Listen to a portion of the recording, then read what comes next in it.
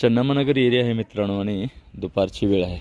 कोणाला तुम्हाला दिसला नाही आणि काल पण दिसला होता. हाच साप आहे. कुठे होता तेव्हा तो? आमच्या दारातनं गटरमध्ये गेला होता तेव्हा संध्याकाळी.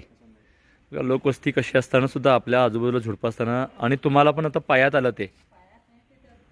पाय पडल्यानंतर त्याने आवाज करायला सुरू केला. कशा प्रकारे साप आपल्या जवळ असतात आणि आपण कधी कधी बघत नाही आणि साप आपल्याला सिग्नल देतात असं म्हणावं लागेल. अतिशय धोकादायक असलेला हा साप तुम्ही बघू शकता. त्यांच्या पायात आला असं त्यांचं स्वतःचं म्हणणं आहे आणि कालपासून फिरतोय. म्हणजे हे फिरतोय म्हणण्यापेक्षा आपल्या जवळच ते अशा असतात. फक्त आम्ही बघितल्यानंतर साप आहे असं म्हणतो, लक्षात घ्या.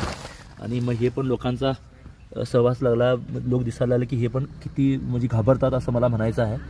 आणि आपण जेव्हा राहतो तेव्हा फक्त मुलाबाळांची फक्त बघितल्यावर न काळजी घेतात, अशी काळजी घ्या.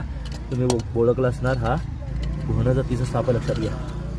थोडासा इथं फिरतोय त्यामुळे घाण झालेला दिसेल तर सुंदर असणारा साप जेवढा धोकादायक तेवढा सुंदर पण असतो, लक्षात घ्या.